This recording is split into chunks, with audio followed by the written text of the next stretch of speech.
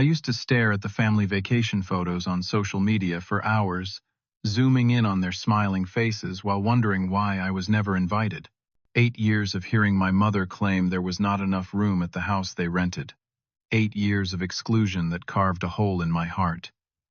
When I finally made it in real estate, I found the perfect way to respond. I bought the beachfront resort my family always dreamed of staying at. Where are you watching from today? If you have ever felt excluded from something important, hit like and subscribe to let me know I am not alone. Growing up in coastal California, I believed we were the perfect American family. My mother Sandra was always concerned with appearances, making sure our clothes were pressed and our manners impeccable whenever we went out. My father James rarely contradicted her, preferring to maintain peace by following her lead in most family matters. I had two siblings who completed our family portrait. My older sister Allison, who was clearly the favorite with her perfect grades and social skills, and my younger brother Travis, who quickly learned to mirror our mother to gain her approval. Despite the hierarchy that existed in our home, I thrived in my own way. School came naturally to me, and I discovered a passion for business early on. By the time I was in high school, I had started a lawn care service that grew enough to hire 2 classmates. This early success created a subtle tension at home. My mother would smile tightly when relatives commented on my entrepreneurial spirit, quickly changing the subject to Allison getting into honors society or Travis making the baseball team. Our family had traditions that anchored our year, but none was more sacred than our annual beach vacation. Every summer since I was 5, we would spend a week at different coastal rentals, building sandcastles and collecting shells that would later gather dust on our shelves. 8 years ago, when I was 22, I had packed my bags and taken time off from my budding job at a small real estate office, excited for our trip to Santa Barbara. The night before we were supposed to leave, my phone buzzed with a text from my mother Bryant. There is no room in the rental house this year. We miscalculated the space. Maybe next year, I called immediately, confused and hurt, but she did not pick up. My father sent a brief message saying they would call when they arrived, but that call never came.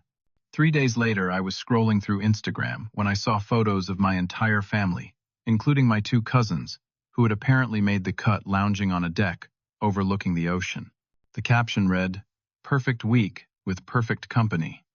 I felt like someone had punched me in the stomach. They had gone without me, and worse, they looked happier for it. When they returned, I drove to their house, determined to understand what had happened. My mother greeted me with a brief hug before busying herself with unloading beach towels from the car.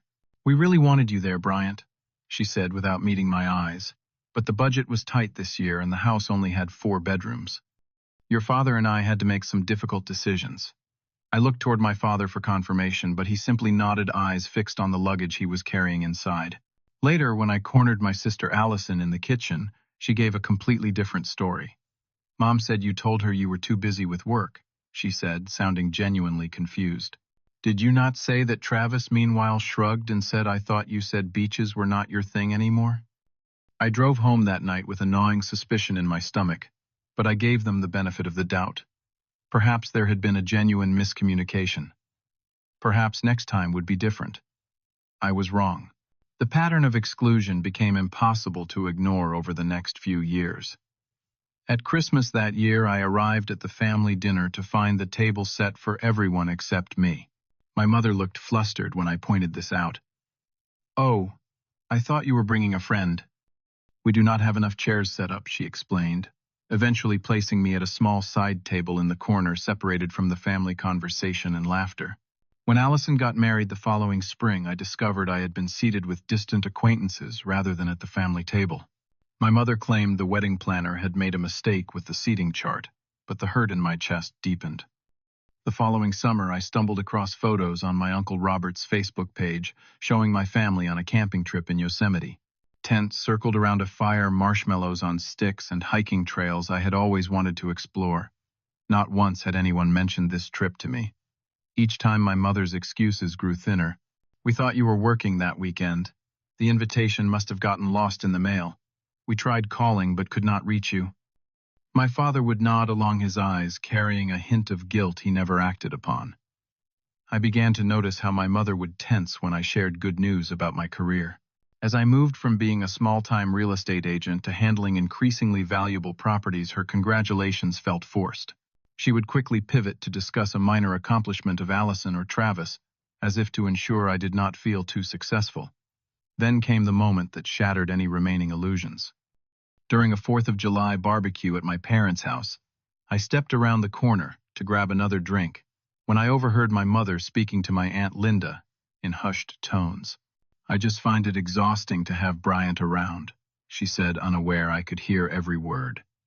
"He is always talking about his sales records and new clients. It makes everyone else feel inadequate, especially James. A son should not outshine his father so early. Have you talked to him about it?" Linda asked. My mother laughed softly. "No, it is easier to just gradually create distance. He works so much anyway, he hardly notices when we do not include him. Allison and Travis understand. We just need some family time without the competition."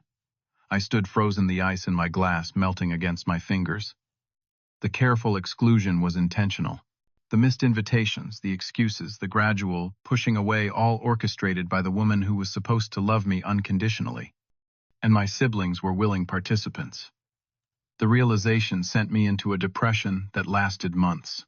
I started seeing a therapist who helped me understand that my mother's behavior stemmed from her own insecurities rather than any failing on my part. But the knowledge did little to ease the pain. My girlfriend at the time, Jessica, struggled to understand why I could not simply confront my family or cut them off entirely. "Family does not treat each other this way," she would insist. But she had grown up with parents who celebrated her every achievement. She could not comprehend the complex web of love, obligation, and hurt that kept me orbiting my family despite their rejection. Our relationship eventually crumbled under the weight of my emotional unavailability. Work became my refuge. I threw myself into building my client base, working weekends and evenings, when thoughts of family gatherings I was missing threatened to overwhelm me.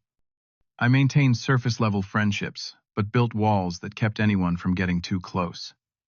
The fear of rejection had seeped into every corner of my life. Despite the personal turmoil, my professional life flourished. A chance meeting with an investor looking for commercial properties led to my first major breakthrough deal, a small shopping center that had been undervalued by other agents.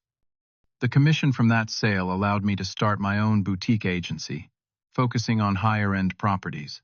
Gerald Thompson, a veteran in luxury real estate, noticed my drive and took me under his wing.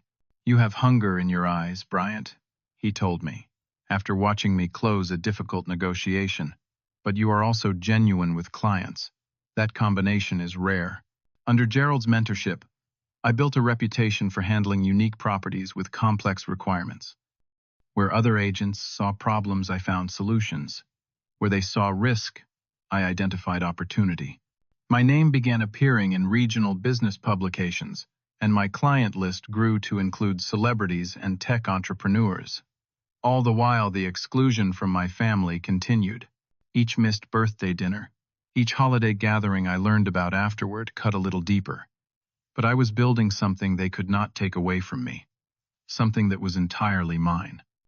The final breaking point came when my cousin Michael accidentally mentioned the upcoming 40th anniversary celebration for my parents during a chance encounter at a coffee shop. "Are you flying in for it or driving?" he asked, stirring sugar into his coffee. I forced a smile. "When exactly is it again? I need to check my calendar." His face fell as he realized his mistake. "Oh man, I thought you knew. It is next weekend at the Grand Hotel downtown. Your mom has been planning it for months. An anniversary celebration that had been in the works for months, and not a single word to me." I called my mother that evening, no longer willing to pretend. "Why was I not invited to your anniversary party?" I asked without preamble when she answered. There was a pause before her voice hardened. "Bryant, we wanted an intimate gathering. Our house is full of people who actually matter in our daily lives." The cruelty of her words left me speechless. In the background, I could hear my father ask who was calling, but she had already hung up. I later learned from Michael that several extended family members had been present when she took my call. They had heard her dismiss me, and not one had spoken up. That night alone in my apartment, I broke down completely. Years of rejection crashed over me in waves, leaving me gasping for air between sobs. I had built a successful career, earned respect in my field, created financial security many would envy, and yet I still craved approval from people who had made it clear I was an inconvenience in their lives. The next morning, I called my therapist for an emergency session. For 2 hours, we unraveled the complex dynamics that had shaped my family relationships and my response to them. "What would it look like, doctor?" Carter asked gently to stop seeking validation from people who are committed to not giving it to you. His question struck like lightning. I had been chasing acceptance from my family for so long that the pursuit had become part of my identity. What would I be without that desperate hope? Who would I become if I redirected all that energy toward people and pursuits that actually nourished me? I think I said slowly, I would be free. That moment of clarity marked a turning point. I was not going to cut off my family entirely, but I would no longer organize my emotional life around their approval. I would build happiness on my own terms. 2 weeks later, an intriguing property listing came across my desk. The Shoreline Resort, a once popular beachfront property about 30 minutes from my childhood home, was up for sale. The owners were divorcing and eager to liquidate their assets. The resort had fallen into mild disrepair over recent years, but the bones of the property were sound and the location was unbeatable. I felt a jolt of recognition. This was the resort my mother had talked about dreamily for years. "Someday, when we can afford it, we will stay at the Shoreline," she would say, whenever we drove past its picturesque entry. It represented the height of luxury in her mind, the ultimate symbol of having made it in life. The property needed work, but I immediately saw its potential. The main building housed 20 guest rooms with ocean views, plus a restaurant space that was currently underutilized. 5 detached bungalows dotted the landscaped grounds each, offering privacy and premium access to the beach. With the right renovations and marketing strategy, the Shoreline could become the exclusive destination it had once been. I spent 2 days running numbers and developing a business plan before making an offer. The negotiation was challenging, but years of real estate experience had prepared me well. When the deal closed, I had acquired the Shoreline Resort for 30% below the initial asking price, using a significant portion of my savings and securing favorable financing terms for the remainder. The renovation process consumed the next 6 months of my life. I worked closely with contractors to update the electrical systems, replace outdated fixtures, and create a cohesive design aesthetic that honored the resort's mid-century roots while incorporating modern luxury touches. The restaurant space was reimagined as a high-end seafood destination with a renowned local chef at the helm. Every detail, from the thread count of the linens to the custom toiletries in the bathrooms, received my personal attention. When the Shoreline reopened, the local press covered the transformation extensively. Historic Coastal Gem Reborn declared the headline in the regional lifestyle magazine. Bookings began to flow in, and reviews praised the personalized service and immaculate grounds. I had created something beautiful from something neglected, a parallel that was not lost on me. 6 months after reopening, I received an unexpected text from my cousin Anna, who had always been kind to me despite the family dynamics. "Just heard your parents and the whole crew are finally planning to stay at the Shoreline for their summer vacation. Did you know? They are so excited to finally get to stay there. Thought you should know they will be contacting the resort soon." I sat with this information for a long moment. The perfect resort they had dreamed of visiting for years was now mine. The irony was almost poetic. After contemplating several responses, I settled on a simple strategy. I personally blocked out every room and bungalow for the 2-week period Anna had mentioned, marking them as reserved for maintenance. Then I waited. The call came on a Tuesday afternoon. I was reviewing occupancy projections when my assistant transferred the call. "Shoreline Resort. This is Bryant speaking." "Yes, hello." My mother's voice was instantly recognizable, though she clearly did not realize she was speaking to me. "I would like to reserve 3 rooms and possibly one of the bungalows for the second week of July. We are a family of 8 adults. I am afraid we are fully booked during that period," I replied, keeping my tone professionally neutral.